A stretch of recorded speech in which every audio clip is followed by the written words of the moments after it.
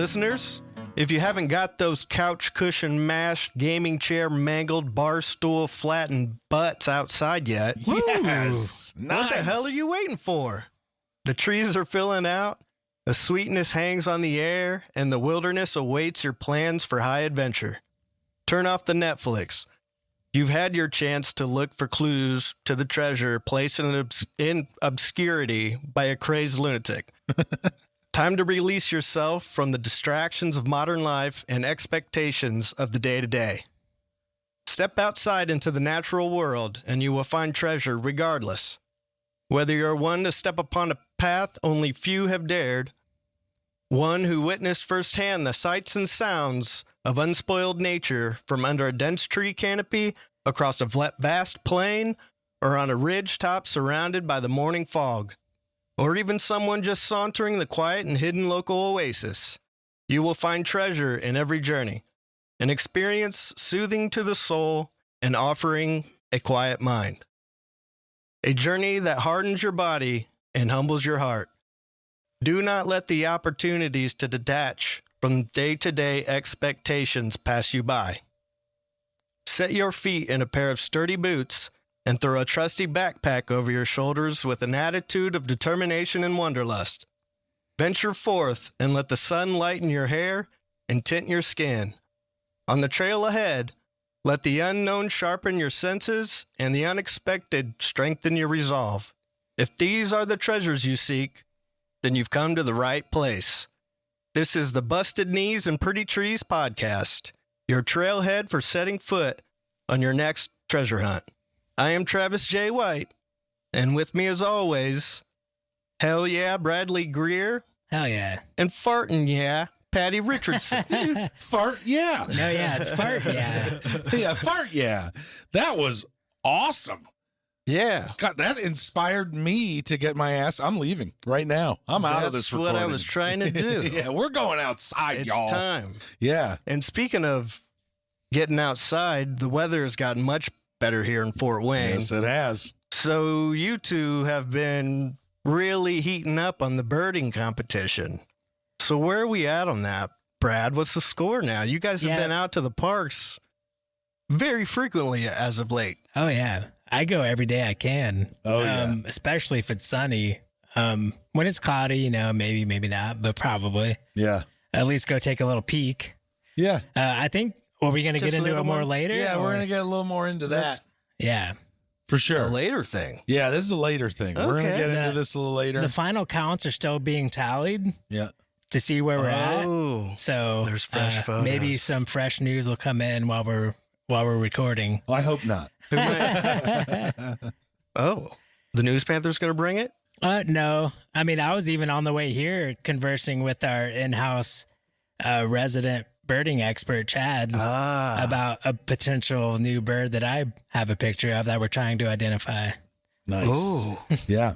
We might get an exclusive. Yeah. Live on air. This is going to be nice. It is cool, though, now with my the photos that I'm taking, having color like green and flowering trees in the background, it really makes the photos pop. Yeah. Even if it's blurred out in the background, it still looks way better than brown and gray. The game is going to completely change once, the leaves start popping and the foliage It's going to be way harder to see, for sure. For sure. Harder to find them little birds. What kind of birding trips have you been taking, Patrick? I have the same thing. Every time I can get out, that's what I do. It's nice that we have a place called Eagle Marsh on the way kind of home from work. So it's a great place for me just to stop and take a pause and go either take a quick hike, or most of the time it turns out to be a long hike. That's good. That's really the cool. problem. It's like I'm going to go out for an hour and come back, get stuff done, and then I'm end up being out for like 3-4 hours. Yeah.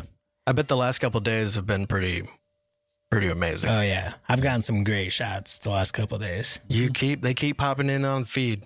Yep. Oh, there's the News Panther. The News Panther.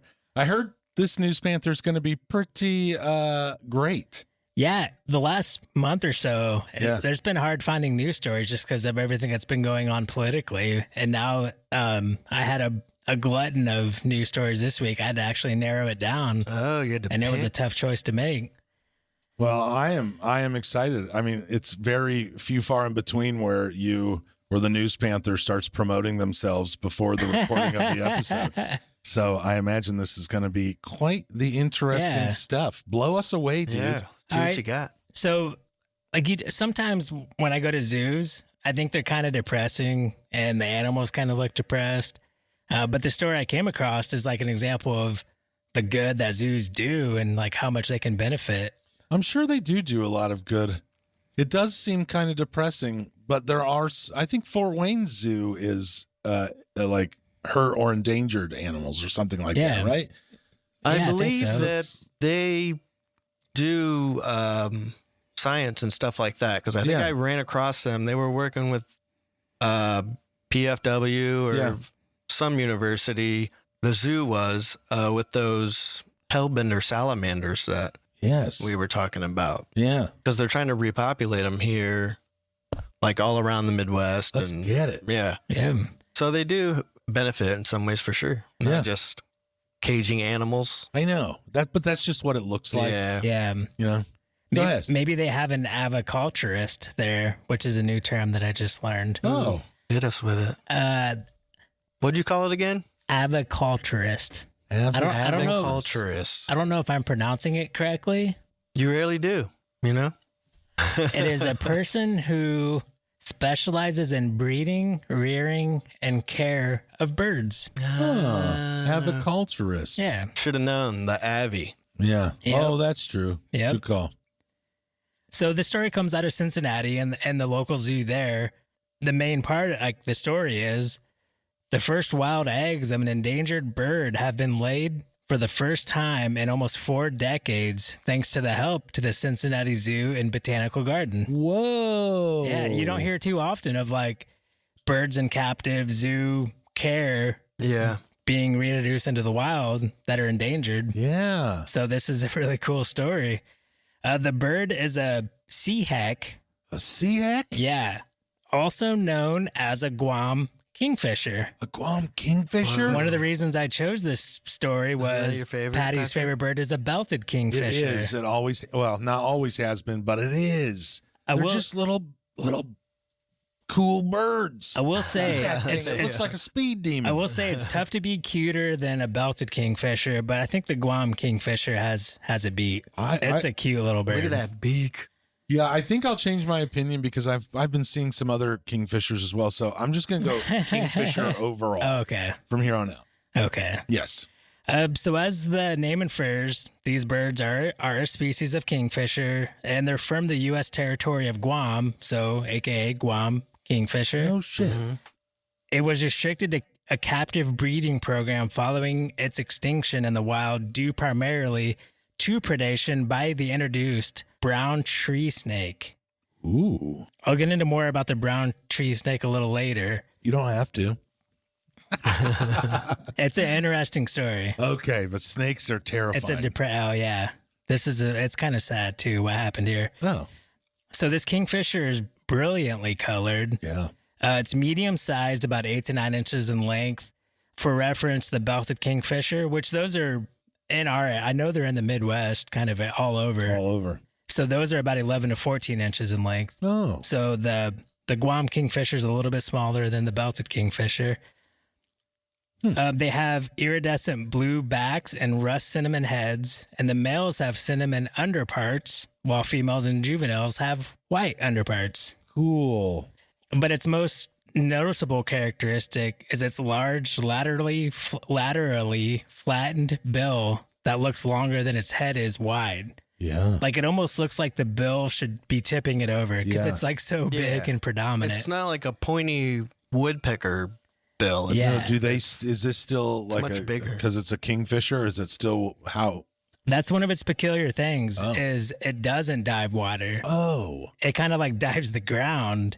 And it feeds on insects, spiders, lizards, and small crustaceans. Whoa. So, yeah, it's kind of, that's why I'm curious, like, why it needs such a big beak then. Maybe it, like, dives to the ground and then pecks into the ground like a shorebird. It does like a flyby? Oh. Yeah, I'm not sure. Like, all I saw was, like, it basically will dive bomb from the sky onto the ground and snatch these lizards and stuff up. Because think like Guam, there's a lot of lizards and Yeah. stuff like that. Like a bombing run, Yeah. World War II fighter. Yeah. So the birds nest in cavities excavated from soft wooded trees, and both parents care for the young. Like they'll both shoot, what's it called with the eggs? Like they'll sit on the eggs. Incubate? Incubate, yeah. They'll both incubate the eggs. The young will stay with the adults for a while. Once they fletch the nest, they'll still stick around with the adults for a while. They can fly. They'll still hang around. Yeah. That's kind of mammalistic. Yeah. If that's a word. Yeah, I'm sure. That's kind of what mammals would do. They'd stay around the parents for a little bit. They'd be like, what is it called? Weaned or something like that? Yeah. Then eventually they'll have to like go find their own territory. Yeah. I think they're like use that time to teach how to do things. Yeah, like right. that. Yeah. That's that weaning process or something like that. Yeah. Rearing, whatever. Yeah. Raising them kids. Raising them kids. A fun fact is for all you stamp collectors out there, the Guam kingfisher was featured on the USPS Forever stamp as part of the endangered species set. For all you Okay. 4 people out there, enjoy that little tidbit of info. I mean, When you're was familiar that? with the Forever stamps, right? Like when you buy them, if prices go up, the Forever stamps are still good. So No, you I can did use not it. know Yeah, that. you can use it whenever, Oh. forever. Well, that's Yeah. Are cool. those new? When was that series? You know, I don't know. I'm not sure. I That's think it has my- come and gone. My grandma, she was the postmaster at Oh. Zanesville, and she has so many stamps. That's weird. That's And cool. former guest Brian's mom was the postmaster of the Aussie Yeah. post office. Whoa. Yeah, it's a small Interesting. world. That's Yeah. interesting. Well, she may I'll have have to look she may through have the them. stamp then. Yeah. Yeah. You've seen a picture of the bird. I mean, so, birds. yeah. I want to see it if she does have it. Yeah. So yeah. do I. Because I was even kind of like, no, that'd be Yeah. pretty cool to have. Well, now I feel bad for taking a dump on the 4 stamp collectors we might have listening. Because Because now I'm like, let's do this. Well, and there's oh, the- yeah, touche. And I'm making fun of your grandmother. That sucks. I don't mean to do that. Sorry, Travis's grandmother. And there's the duck stamps too. Those are pretty big, which those aren't like postal stamps. I think they're like when you buy a permit to hunt ducks, you can buy the duck stamp, I think. But It's a tiny little stamp, but it's not usable. I don't. Oh man, I wish I knew. Like, I don't think it's like a USPS stamp. I think it's like almost like a hunting license stamp, like a permit stamp. I think. But there's an art contest every year, and whoever can, like, everybody submits their drawings of ducks. Yeah, I think you told me about Yeah, that. it's kind of a crazy, super competitive competition Oh, I bet. to get your like work chosen as the duck stamp. Best duck drawers in the world. Oh yeah, and like you have to choose the duck. Brad was like, I remember him talking about it, and he was like, you should do that. And I was like, dude, there's no way I can compete in the world of ducks. So back to the brown snake. So it was kind of crazy because it was introduced shortly after World War II when this snake was accidentally transported in the South Pacific to Guam, and it was likely a stowaway, like in a wheel well of a plane or on a boat. And it got to Guam, and then it just like wreaked havoc on Guam. It drove 12 species of birds to extinction. Whoa. Wow. It had no natural predator, so they just exploded. And like nothing there was used to it. Is So this Snake Island or something? No, it's Guam. I know, but is there a part where? No. Okay, go ahead. Keep going. Sorry. Because this is my worst There's nightmare. snakes everywhere. But I mean, Yeah, that's what I'm picturing right now. but they even like caused huge power outages and shit. Like got into What? electrical boxes and caused huge power outages. Like it seems like it just like wreaked havoc. Were they trying to start nests in there? Or I'm not sure. I think so. I don't know why else. Maybe it was because it was warm, like a warm place. But I don't think it gets cold in Guam. So Jeez Louise. yeah, and so their population just exploded, and now there's a huge effort to like kill them all, get rid of them all.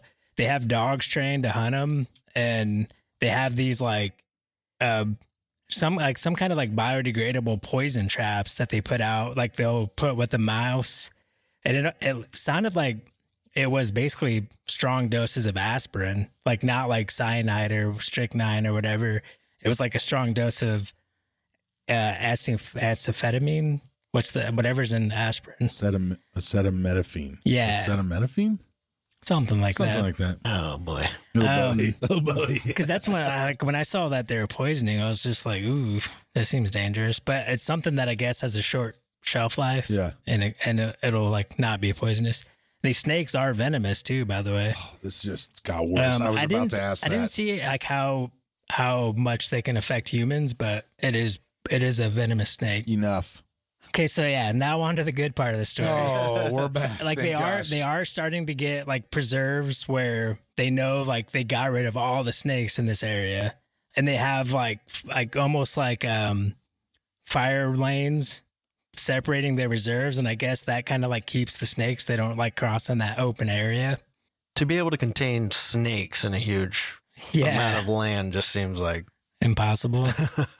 Ask Florida. So basically, just to not even deal with the snakes, they decided to introduce these birds into Palmyra Atoll, and specifically they released them in the Nature Conservancy's Palmyra Atoll Preserve, which is about 1,000 miles south of Oahu, literally in the middle of the Pacific Ocean. There's nothing around it. They released 9 young birds that were hand-raised by zookeepers in Cincy. And that's one thing, I think they were all raised because when they saw that the snakes were like killing all these birds, they did have the foresight to capture some of them and keep them like in zoos and stuff. Oh, good. To try to save them. Nice. I don't know how many of the 12 they did that to, but they got the Guam kingfisher and saved it. Ooh. How the heck did snakes wipe them? They eat the eggs. Yeah, they eat it. Oh. And they eat the birds. Because I guess the snake is like super aggressive too.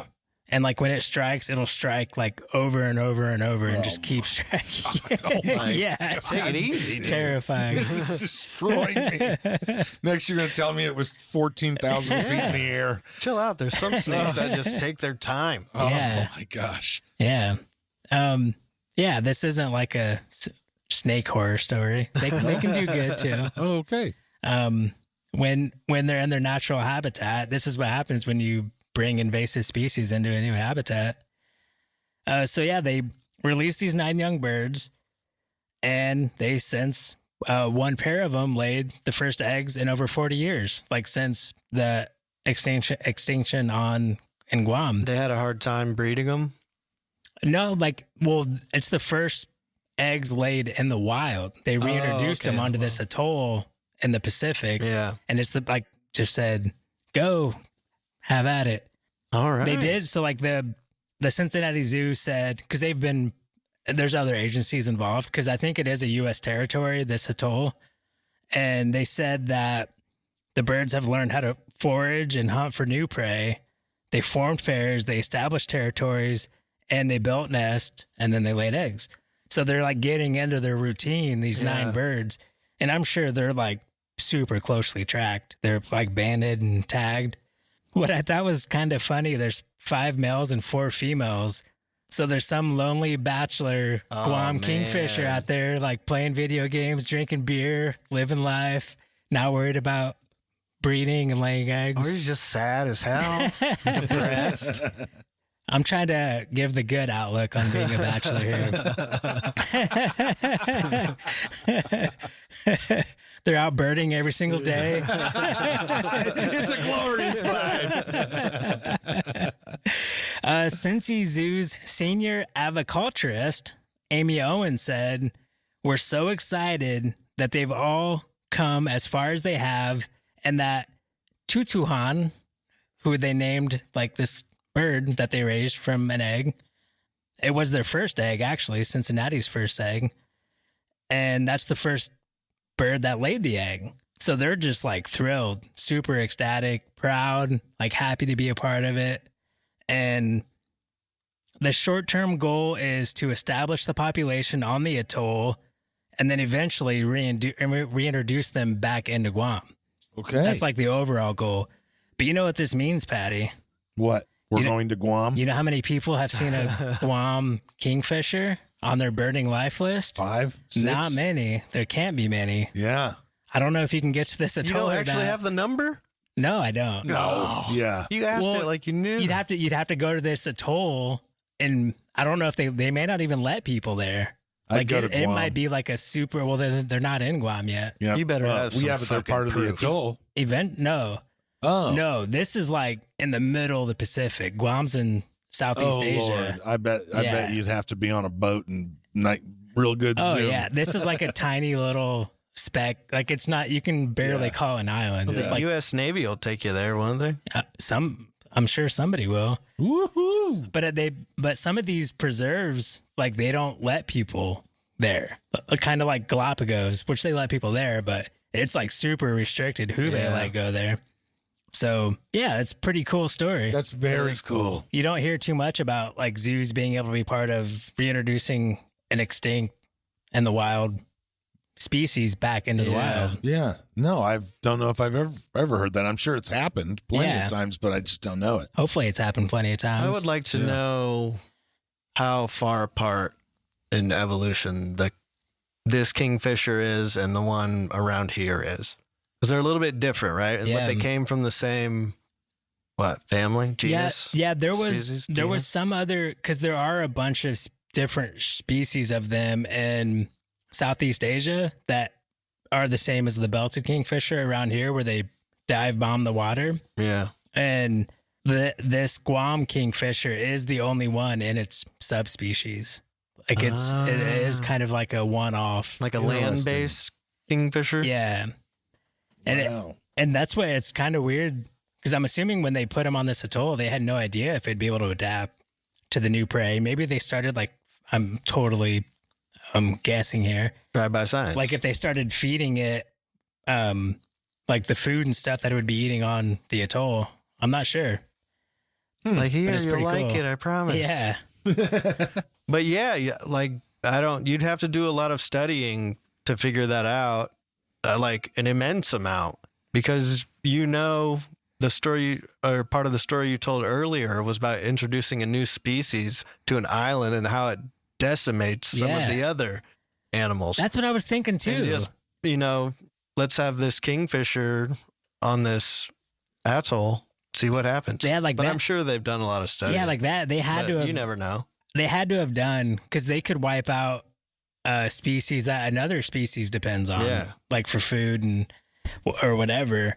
And They're like, there's super extra mosquitoes on this one. yeah. They need more birds. Yeah. Yeah. I did wonder that. Like, how do they determine they're not going to be a harm to this ecosystem? And I they're would think gonna be ultimately you never would really know 100%. okay? Right. Yeah, you wouldn't. Yeah, because they've done it plenty of times, like introducing a snake to get rid of rodents, and then the snakes take over. A shitload of snakes now. Yeah. Great.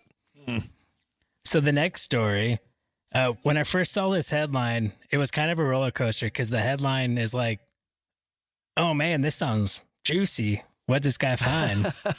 I love a juicy headline. I do too. So like the headline reads, "I thought, what's that? Hiker makes extraordinary discovery in Sequoia National Park." Was it a rock? No. Damn. Squirrel. Yeah, so I was like, okay, yeah, my attention.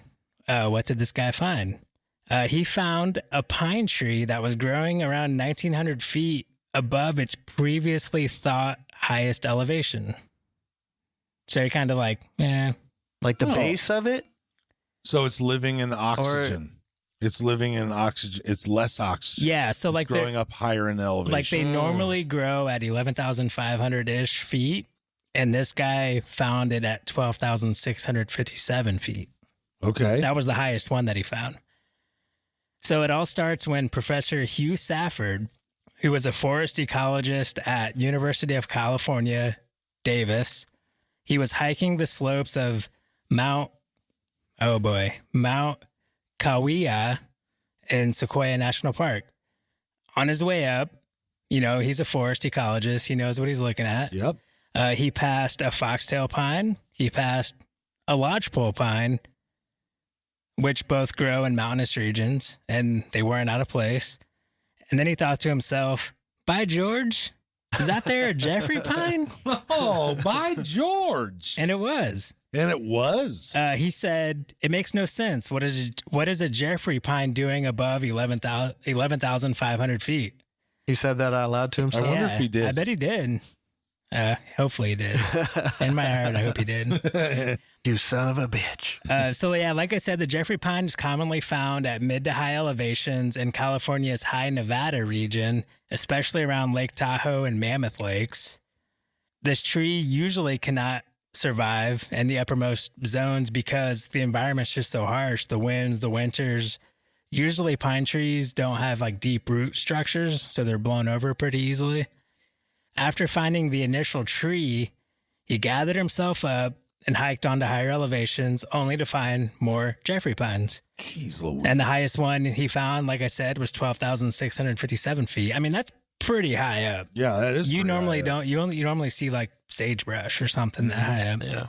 And it's 1,900 feet above the like there's a record for everything. The record highest found.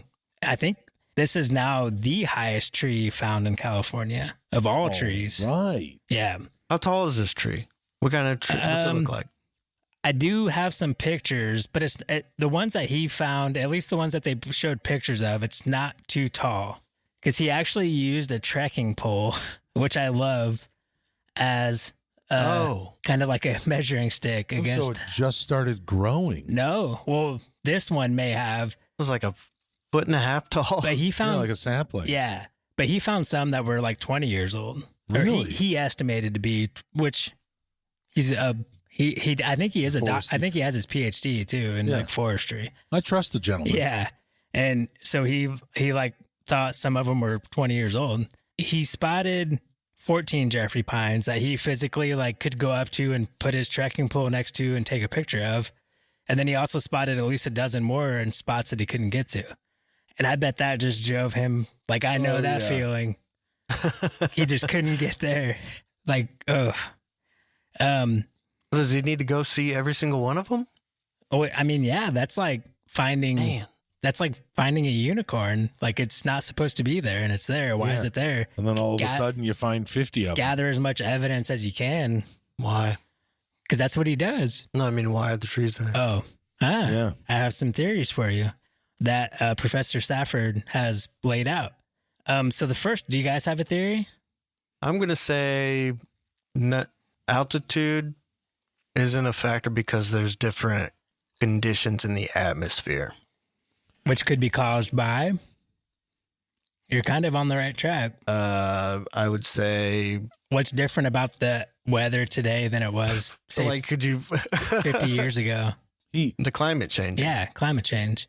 So the snow melts earlier, the air temps are rising, so these trees, like they are known to be hardy already, and so they have enough time of the warm season to take root. And I never knew this. It's something that is being tracked. Like trees and like all flora should be moving at higher elevations, like at a steady rate, or else they're going to get like too hot. Like their environment, they have to like try to keep with their environment and move up the mountain. Mm-hmm.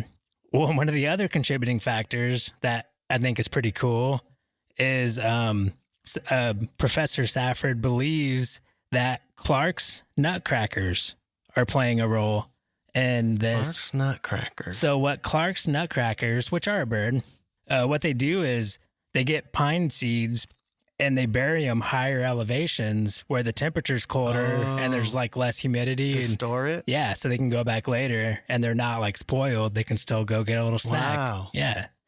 So That's a new thing. yeah. That is a new thing. Yeah. So with that happening and then the seeds having a longer time to germinate, they're taking root, they're growing. And that makes sense. If they like, I don't know if it was back in the period of the dinosaurs, but there was just jungle. It was hot and humid everywhere. yeah. Like the earth goes through those changes where deserts become forests and, the other way around Yeah. over a longer period of time. Because aren't there theories that Geological like time. Egypt was a rainforest at one point in time? Yeah, there's all sorts of theories about what has been and Well, it's the ice age. It's yeah, all that, glaciers. yeah. So like this has been like I said, a concern for scientists, and they've been studying the change and like monitoring that stuff should be moving uphill at a certain rate to keep up with the increasing temperatures. But they haven't taken into consideration the roles that animals play into it. So they've just solely been thinking of how the trees now, which is kind of weird because even I feel like I knew that birds play a role in like knocking buds off of trees and then they grow on the ground, or like squirrels. They burying stuff them and poop it out. Another interesting quote from Safford, who I think this guy would be awesome to have a few beers with because he sounds really cool. He said, "I'm looking at trees surviving in habitats where they couldn't before, but they're also dying in places where they used to live. They're not just holding hands and walking uphill. This crazy leapfrogging of species challenges what we think and what we know about the systems reacting as the climate warms." And then he also said, with these scientists, they're using like satellite imaging and AI models to try to detect like, are trees moving up or where are they growing? And he basically said like, you can't rely on that. You need to get your ass out there and get up the mountain and see what's going on. Oh, yeah. He said, people aren't marching to the tops of the mountains to see where the trees really are. Instead, they're relying on satellite imagery, which can't see most small trees. Yeah. Yeah. And he's out there at 12,000 feet looking for these Jeffrey trees. You got to get out there. Yeah. It sounds like a Hands-on. real John Muir. Like you got to come out here. He's pretty cool. So I have another I picture. couldn't imagine studying trees and not actually seeing them. Yeah. Right. Yeah. Well, and their focus is maybe just more on climate change in general. Yeah. They're not like ecologists or looking specifically at that species. Desk scientist. Yeah. So there's a picture that shows the other two trees that he mentioned he saw. A lodgepole pine is on the left, and we'll post these pictures online for everybody to see. A lodgepole on the left, a foxtail on the right, and then a Jeffrey's in the middle. So it is a little bigger. This is like one of those trees that just has like the needles. There's not like, it's not real thick of like a pine tree. There's just like branches with needles on the end of them, which, I was thinking that might be my favorite pines. I think they look the coolest. I like a good, pine. It was a Good spruce. evergreen. Spruce is different than pine, right? I think so. They're all conifers though. My favorite conifer is spruce. Yeah. That's a good way to say it. Blue spruce? In particular, yeah. Thank you for being particular. So yeah, that's it. Hopefully this will be a wake up call to all the people that are just looking at satellite imagery like, oh shit, maybe we can't see everything that's going on. Professor Safford just put us in our place. Oh, I imagine Try to they have spot forestry agents or whatever that are out there all the time checking this stuff for sure. Especially with the climate change and such. But also think if one of these trees is like 20 years old, it's been happening like nobody's noticed it in the last 20 years that this tree is growing where it shouldn't be growing. Yeah. And maybe it is a pretty remote place to Sequoia. I'm not sure. We could have had a chance to see it this year. We'll have a chance to see it eventually. some year. Yeah. Oh. All right. Yep. That was it. Hey, that was good. News Panther and Brad or something. That kingfisher story was pretty cool. Yeah. That's pretty exciting. All the science that kind of went along with it. Plus, it was gosh damn beautiful. Yeah. Like that bird is an attractive kingfisher. I almost want to know if you can go to the Cincinnati Zoo and see them. I would think you could, right? How big are those things? I'm screaming field trip. Said like 8 to 9 inches in length. Yeah. Oh, in length. Yeah. Wow, that's bigger than I thought. Yeah. That's what I thought about the belted kingfisher when I first saw one. Honestly, so did I. It was bigger than I thought. That's a big old bird. Yeah. That's the one thing never about seen that big. bird pictures. It's hard to get scale. Yeah. Yeah. All right. Well, that was it for the News Panther. Yeah, man. Nicely played. Great stories. Thank you. Yep. Yeah. You guys ready to move on? Yeah. Yes, Let's get into it. All right, let's get into it. So, guys, do you know what episode we're at now? Episode 30. 30. 30. Never did I think we would have gotten this far. Good Lord have mercy. I definitely thought it because why the hell not? But we are just hitting our strides. We've definitely dreamed it. We are young men in the world of podcasting. Yes, we are. Yes, I'm younger. Dirty 30s. I'm a younger man than you Dirty guys. 30s. Yeah. Dirty 30s, that's young. I got called a boomer the other day Whoa. by a teen. Wow. Like, they don't even understand. Because I have like a patch of gray right here, I'm now a boomer. I think it's the mustache. Oh, yeah, it could have been the I mustache. think it's the mustache. Did you Oh, say, excuse me, sir, I'm a millennial / Gen Xer? No, I just said, yeah, like people keep calling me old head on Xbox. Yeah. And then that was where my conversation I ended. play video games. Yeah. Old head. Yeah. All right. So episode 30. 30. We got here. Good. Jesus. So today, for this episode 30, the end of season 3, we decided that we're going to kind of review all the stuff that we've learned over the last 9 episodes Totally. about backpacking and being outdoors, and maybe pick some of our favorite News Panther stories and talk about, I don't know, maybe a favorite guest or something. Yeah, right. And, of course, we got to get to this birding competition. That's right. Well, actually, now that you bring it up, that's the first thing I want to go over. Let's do it. What's the score? That started at episode 21. We had Chad on, and that was just probably the highlight of our podcast so far in terms of my eyes, just because of just what he brought and his personality and who Chad is as a person. So shortly, He was the cigarette that started the structure fire. Good Lord, birding, for you're sure. right. I wouldn't have said it that way, but since you said it, I'm definitely in on that. Yeah, But yeah, not to put down anybody else or anything like that, but it was just really cool. And in terms of sparking an interest in Brad and I that we've been going now with for a few months, it's been just a real journey and a real pleasure to have that episode and then to kind of dive into it the way we have. Yeah, including, I mean, most certainly Brad. It's been a treat for me because Brad bought a really nice camera. You already had one, and you've both just been taking these incredible pictures of birds. And Yeah. I did not expect to see so many different kind of birds in vibrant color that live around here doing interesting things, and the pictures were taken by my friends. It's pretty remarkable. It's been pretty impressive. Yeah. Yeah, that was one of the things that my biggest takeaway from that is just realizing how many bird species have been around me my entire life. Yeah. And I've never had any clue. No. Right. Yeah. And like how beautiful they are, how funny and quirky they are. And it's crazy. Dude, it's for real. I've oftentimes been out birding and I sit back at about 40, 50 yards and I look at, let's just say like a duck sitting on a pond somewhere.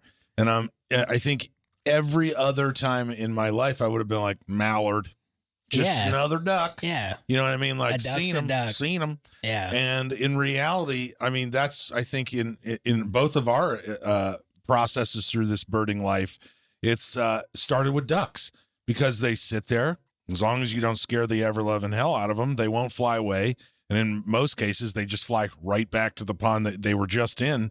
But I mean, it could be a teal. It could be a wood duck. It could be a coot. It could be all of these random different ducks. And Hooded merganser. A hooded merganser. Hey, I saw a mallard at the church the other day. Yeah. In the parking lot, and I was fascinated. Yeah, you sure it was a mallard though? It had a green head. Valid, but so does a green teal.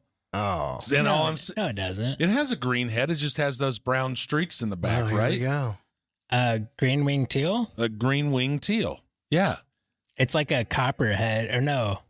I got this great photo of a green winged teal from behind, and it's got a green head. I'm sure it's probably more like iridescent or something along those lines, but it's got a green head and it's got these two cool like brown mohawks that streak right down the back of its head. It was pretty sweetness, dude. Yeah. But anyway, I just think that's really cool. So, like I said, most of the time you'd sit back and you just consider it a mallard. But if you zoomed in a little bit or got your bins out or even like your camera, you'll probably find out that, you know, there's a good chance it's not just a mallard, that it's something crazy or a small bird. You'd think, oh, that's just another song sparrow. Yeah. Well, zoom in on that thing. No. First of all, there's not even a song sparrow. That's just a sparrow. or just a Yeah. sparrow, right? But there's, you know, I've experienced I think over 5 or 10 different sparrows that I've seen now. I mean, you don't notice it. Yeah, I just got a Vesper sparrow. Yeah, a Vesper sparrow. That's why not in my catalog of words or titles for things up until just now. That's I think my issue with birding is I would never have 100% confidence, and it would drive me nuts. So you can even if I looked online, all the pictures I've taken, like I could maybe be like, okay, that's a red-wing hawk, and then somebody's like, oh no, actually it's a northern blue-wing hawk. Well, that that's another thing that stemmed out for me out of this birding episode was the use of Merlin and eBird apps like that. So you're not just using your best judgment, you're using an AI database to judge these, but then you can go to eBird and see what other birders have seen in that exact area that day. So there's a lot of different things, the birding community that Brad's part of now on Blue Sky. Those are, I mean, they'll say it's not that. You know what I mean? But it's a pretty nice community. Oh, yeah. Like they want you to. They don't call you like dumbass. Yeah. No, I'm not saying that. But that's like piggybacking on that, like the Merlin app, even for anybody that's just out hiking and hearing crazy bird calls, and you wonder what the hell is that? The Merlin app, like you can let it listen to what's calling around you, like in real it's time. basically like opens your microphone on your phone, and it'll identify what bird is making that call. Dude, it's the coolest little thing. Yeah. We carry it every time I go hiking. Bazzy always has my phone, and because he's taking photos for himself. But and we making always a documentary have of us, and making a documentary of us out birding. Yeah, and it's just neat that you can hear. I mean, yeah, you put a picture to the sound that you're hearing all around you, and it just kind of encompasses you. You know what's there now. Yeah, it's a really cool app. All of this birding, whatever the heck you guys are going on right now. It's a birding. It's a bird like identification app. It well, no, not the app, but just our journey. Your journey. Oh, I see. This and how it's just rocket shipped. But it's all been right here in our backyard for the most part. Yeah, tremendous. You traveled a little bit. Brad, you get your tendrils out there, but not far. He's going to Corpus Christi. Yeah. Will be. Yeah. Yeah. I may be going to an atoll about 1,000 miles south of Hawaii. And I may be going with Brad to that atoll. To finish this segment up, I am curious, and I'm sure the listeners are curious who's paying attention to our Blue Sky posts or this challenge we set forth for ourselves February 17th of 2025, ending February 17th, 2026. What is your count up to without Chad's update or whatever? What are you up to? What are you up to? I have 88 pictures of different bird species, 90 total birds, 2 of which I don't have pictures of. Nice. It's kind of random. Nope. I don't have wild turkeys.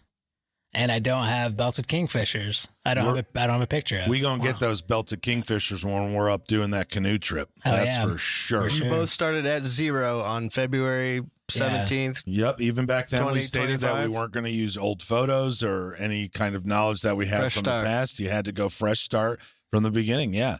And so my number's at 73 now, 73 species. The last 2 weeks, Patty's really come on strong. Yeah, I lagged there just trying to get some other things finished. The time for me is tough, but when I get out there, I think that's probably why I spend, if I go out there right after work, I'm out there by 5.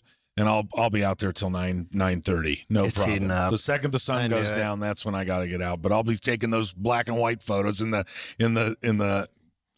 as the sun goes down. Just like trying to tease some color out of it to see what it is. Darn right. But February 26th, 2026, Brad's going to be flying back from Guam just to beat you. Well, I hope he got that photo by February 17th because that's when the competition ends. But even that, it's crazy. 88 birds. And I was going to say that Chad, we just talked with Chad, or we're part of a birdmen group now conversation. And even he said that in the 70s is a good birding year, like by the spring. So like once the spring migration's over, if you have in the 70s range, you're doing pretty good for like your average birder. You're still in the sweet spot. Yeah, I mean, you're not going to be doing a good year by any means, or a big year, but you're definitely, for an amateur birder in that 70s birds range, you're doing pretty darn well. Nice. Yeah. It is kind of funny because we went out with Chad for a little bit. It was last night, right? Yeah. And like I was getting my confidence up. Like I feel like if I hear a bird, I can find it.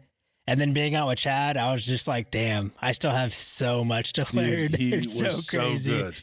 Yeah. He was so good. It's so fun. So one thing I think that caught on this season was birding. Yep. Perhaps a little bit. That's for sure. A little bit. It's been very fun. All right.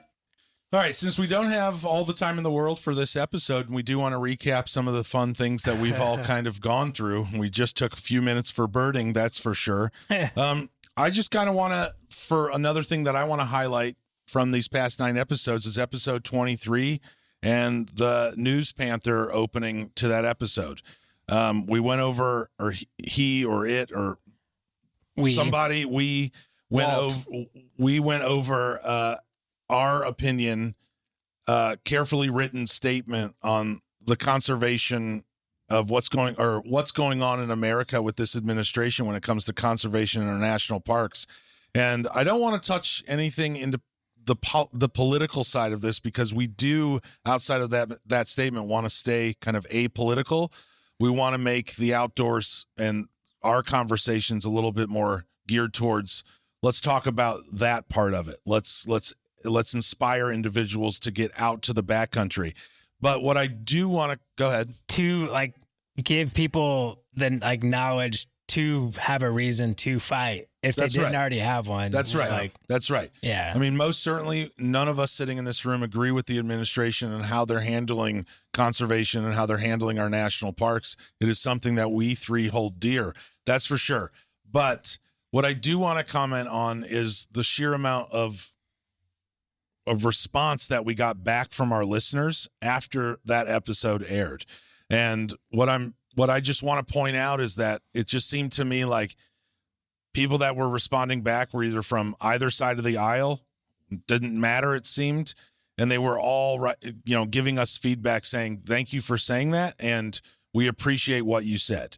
And so I just want to give like a quick maybe round of applause. We don't have to round of applause for those listeners that gave us that feedback. And because I know that we were a little bit nervous to kind of go through that and to make that statement, but it seemed like our listeners appreciated it, and I give kudos to them for appreciating our stance. I don't know why we should feel, I know the climate's so weird right now in this country, but I don't think anybody should be afraid, because I think it's something that goes beyond party lines is that that's our land and we should decide what we want to do with it.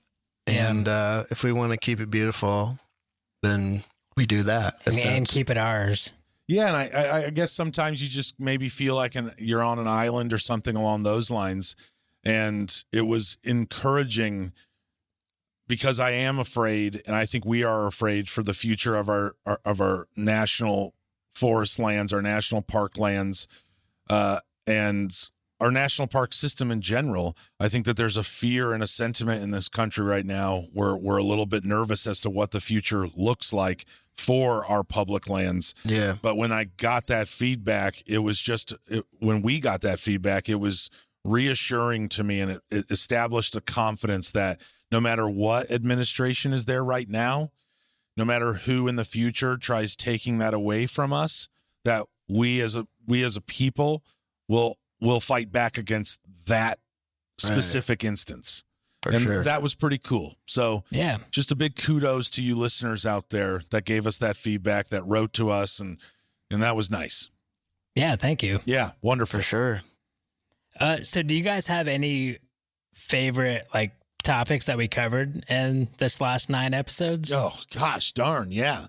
I mean, do I have to go into the episode, or do you want me to go into News Panther? Because I can list off. Yeah, just I like, for me, for example, Yeah. I know one of my favorite was the beaver story, the news panthers. Yeah. Like, I've learned so much about beavers, and I thought it was so cool. Well, I'm amazed by all of them, but the beaver story, you think, like, because as you grow up, beavers are, part of our, animal lexicon. Kind of a nuisance almost. They could be portrayed as a nuisance or whatever, slap their flappy tails, but you just don't realize like how complicated their system is, and how much they affect. And they call them nature's engineers, right? They really are. It's absolutely incredible. See Kirsten's photo? Yeah, that was awesome. Part of our backpacking quad squad, Kirsten sent us a picture. She was out and ran across a beaver lodge and a beaver dam. Yeah, and that's what blew my mind. It was so cool. They built really a dam so that they can build a castle. Yeah. Shout out to Kirsten. That was a great photo. That lodge looked. I'd live in that lodge. That was so cool, man. It had to be 4 stories. Yeah, that thing was a mansion. To that episode though, too, to that highlight. That really, I mean, Bazzy and Ashley and I were out when we pointed out the one at Eagle Marsh, the dam, and it gave me a chance to talk about, how they were the centerpiece or something like that? Capstone species. And then you look at the marsh and how the marsh was probably built by the beavers and flooding out different areas. And it was just really cool that episode specifically within my little circle of family.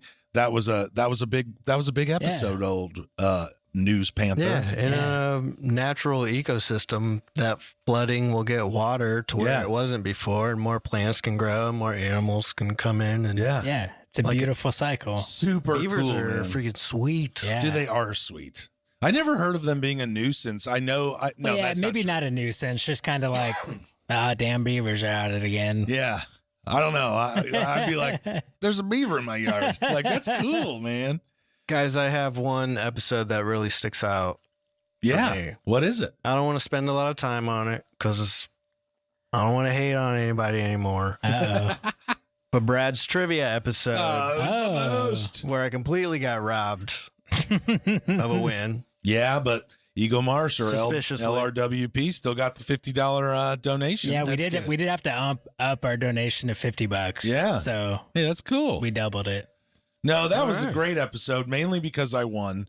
But secondary, I just learned once again. I just learned a lot. Like, it was just fun that Brad was going into some of those answers, explaining some to us. And we also, let's not forget, our esteemed guest during that episode was Ty. Yeah, I was going to mention Ty. I call him the Hammer now. The trivia it's hammer. Ty the Trivia Hammer. Ty the Trivia Hammer Van Meter was on that episode. And boy, that guy just fit right in. Yeah. Oh, what a great guest. He was so good. Ty was awesome. And that was such a fun episode. And now when you guys are out hiking with your family or whatever, you can say, oh, look at that scree fall over there. Yeah, I think I'm still going to call it shale, but I definitely agree. I'm going to tell you what. Geology is like birding. Yeah? Oh. It's hard to identify that stuff. Yeah. Sometimes. So it's like me going out and just being like, to every duck, mallards. So if I walked around, it was like shale. Scree. Yeah. Is that what you're going to say now? If we're on trail, are you going to call everything scree? If it's scree, I'll call it scree. Pebbles at the bottom of a mountain. Yeah, scree. Oh, guys, be careful on this scree out here. I swear to God, if we're on a trail and you just keep repeating scree, we'll be on Iowa Royal, and I'll be like, watch out for this scree. This isn't scree, Brad. Now I have to learn exactly what they are so I can call Brad out on trails. You're going to get thrown off this scree. I know. Oh, my God. Yeah, it was a lot of fun trying to come up with questions. And like, I've already been, I accidentally created a doc to where you guys could see with my future trivia questions that I was thinking of, and so now I have to start over again. I only saw one, and I alerted you immediately. Did you know the answer to it? I don't even remember what the question is. As soon as you said it was secret, I tried to black it out, which is pretty easy for me to do. What's the river that runs through the Grand Canyon? Colorado. Bang. Nailed it. Boom. That's like you. as a boater. That's like the river that makes me super, super excited, but also super, super nervous because a lot of dangerous shit happens on that river. But it would just whitewater. It can be, that's for certain. I mean, there's like any river, there's parts where you can take a family down. There's other parts where you probably don't want to take a family down. But it's just, I mean, being on that river, and it's slowly drying up. And you're in the Grand Canyon. Yeah, that's what I'm saying. You're down at the bottom of the river that hypothetically or probably theoretically made the Grand Canyon. Is you're riding that river down. I mean, you could just imagine being oh, man, what a beautiful boating ride that. Yeah, and it is drying up too, right? It is drying up. So you have a short time in the span of millennia to get out there and get on that river. Yeah, to be awesome, dude. So outside of the trivia, because I think we are all just blown away by the information we were given or those fun questions. Is there any like news panther parts that kind of stick out huge? I guess the beaver was a news panther. Yeah. But any other ones? What was the Mount Lyell shrew? Was that the previous season? That was like 2 episodes before that trivia. Yeah. That was the final trivia question that I missed, and you had to bring it up, didn't Mount you? Lyell shrew. Had to bring it up. I'll give a little bit to that. So the reason I knew that answer is because that day I was working on the schedules, and that was part Brad of the news panther of the kinda a digital note that he implanted into a file that I just so happened to be moving around and cleaning up our Google Doc or my drives. So that I actually was looking at those show notes from the episode prior that day is how I actually knew that like right away. Oh, dang. Oh, Yeah. man. Also, just, I mean, no matter what, like, yes, that is probably why I knew that answer right off the bat. But also the idea that this tiny little Mount Lyell shrew was up on this mountains and it has never been photographed. And it was the college students that went out there and spent all this time doing it. And that might have been our first or second Hell Yeah award? That was the first ever. That was our first Hell Yeah award. Hell Yeah award. That was a monumentous occasion yet again in our episode. So season 3's been packed, man. Yeah, packed. I'm always just in love with the News Panther. It's just always so fun to me. So and I love doing it. It's fun researching all these stories because even like the ones that I don't talk about, I still like look into and read and. So I'm reading all kinds of crazy stuff. Yeah, I can't. Well, other than the beaver one, which that's the one I wrote down as my favorite. Yeah. Oh.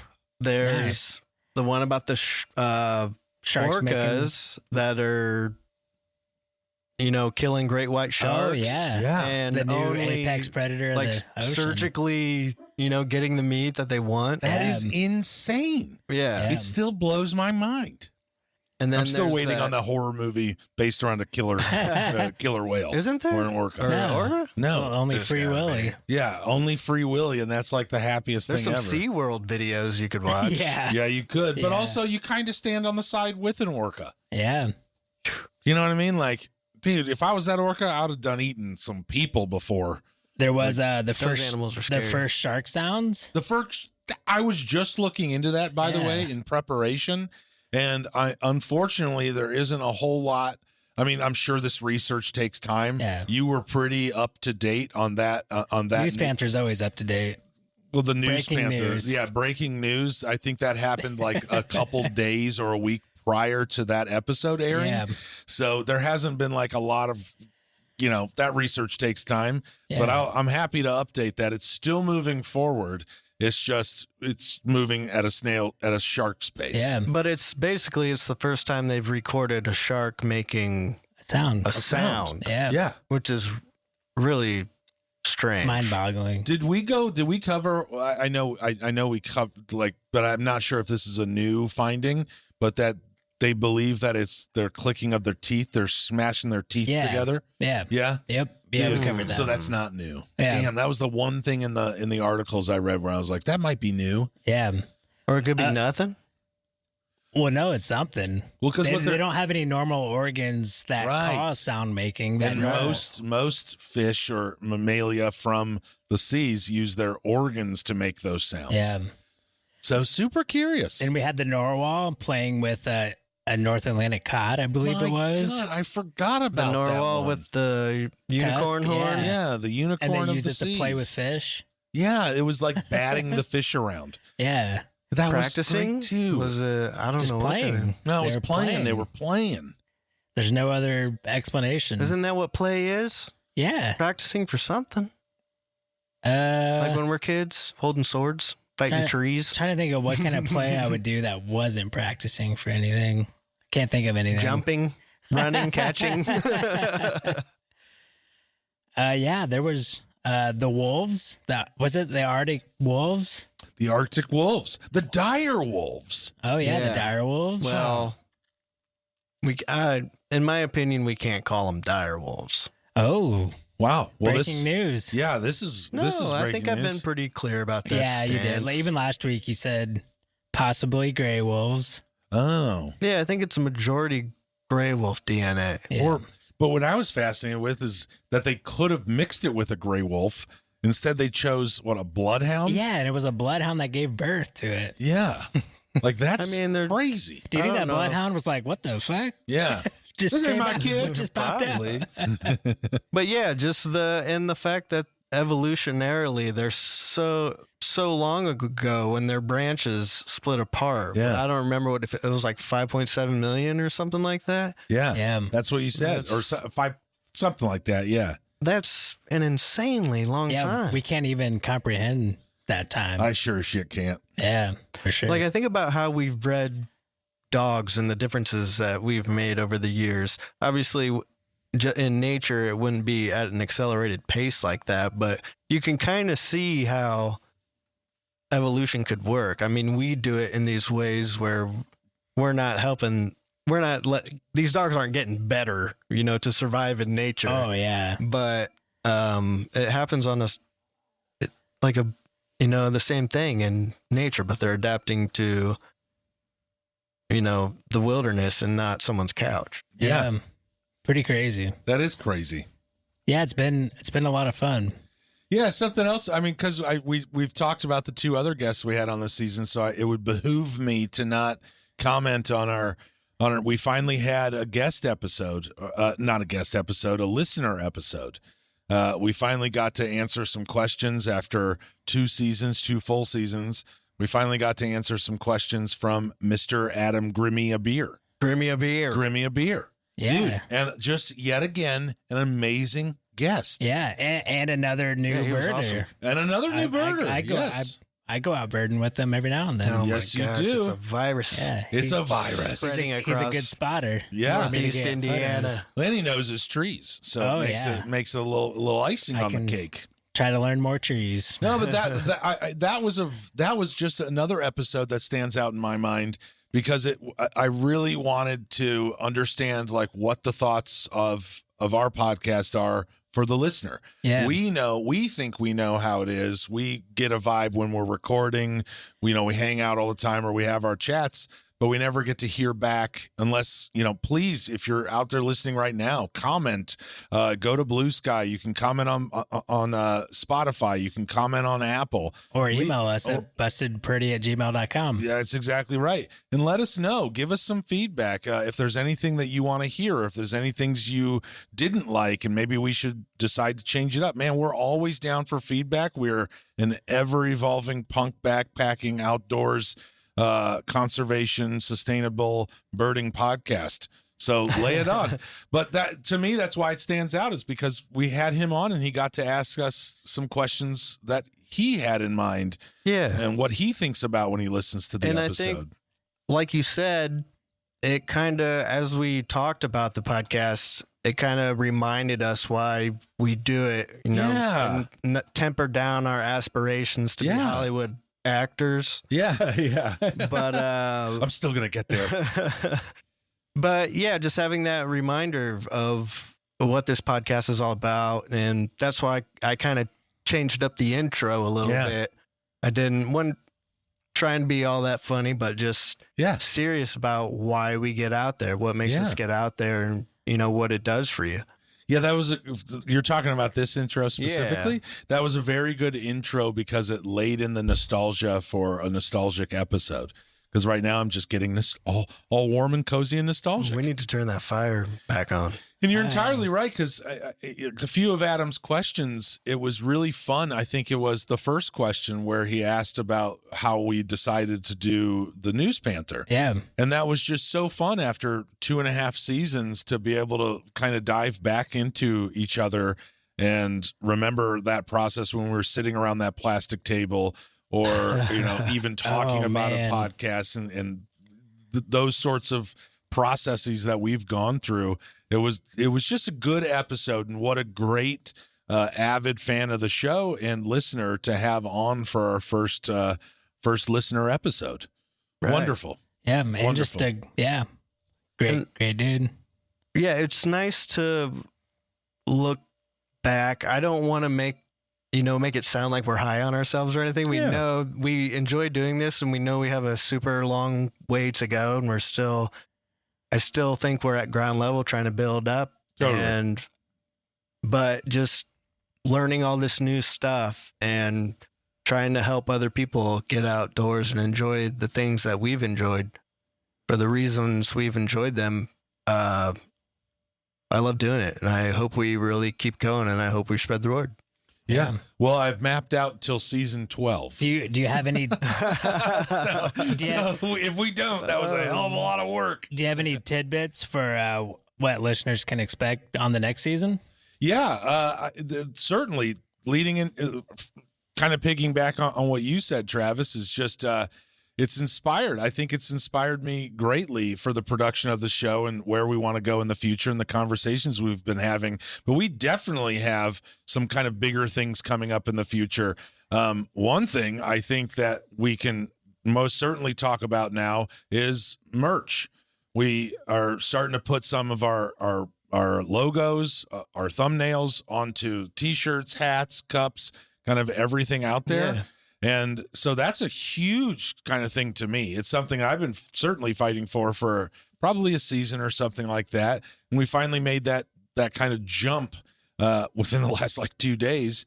What do you think about that? Yeah. I mean, are you guys excited to have some fucking merch, dude? Absolutely. Dude, me too. I can't wait to put on a shirt. Yeah. That says busted knees and pretty shirts. Ditto. Especially having a OD green shirt that I can wear out birding with our logo on it. I also, some of those hats are camo. Yeah. So. Oh yeah, get a nice athletic shirt so you can wear it outside when you're hiking. Dude, that merch site is going to be sweet. It's got a lot for kids. It's got a lot for the lady listeners, for the guys out there, and then it's got your stuff for your home, for just laying around being comfortable. Drinking booze, baby. And coming soon, we'll have a website as well. That is, I hope, to where we're where you can go find our merch. Yeah. It should be up within the next week or so. That's right. That to me, I mean, drum roll, that to me is massive. Yeah. Travis has been working his little tail off to get us a website, and it is about to launch. We will definitely give you some updates when it gets closer to time. Yeah. Get you out there, send everything to our listeners so you guys know when the website launches.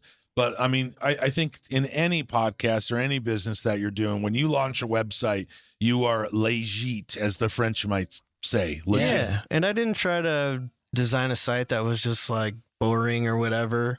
I did a little artwork, and even if it's, stuff you already know, or you know where you get your podcast, or you know where our shop is, just stop by, because I tried to make it fun to look at. It is. Yeah, it is fun to look at, dude. It's really cool. Yeah. I wasn't nervous at all because of just your background and who you are in your brain.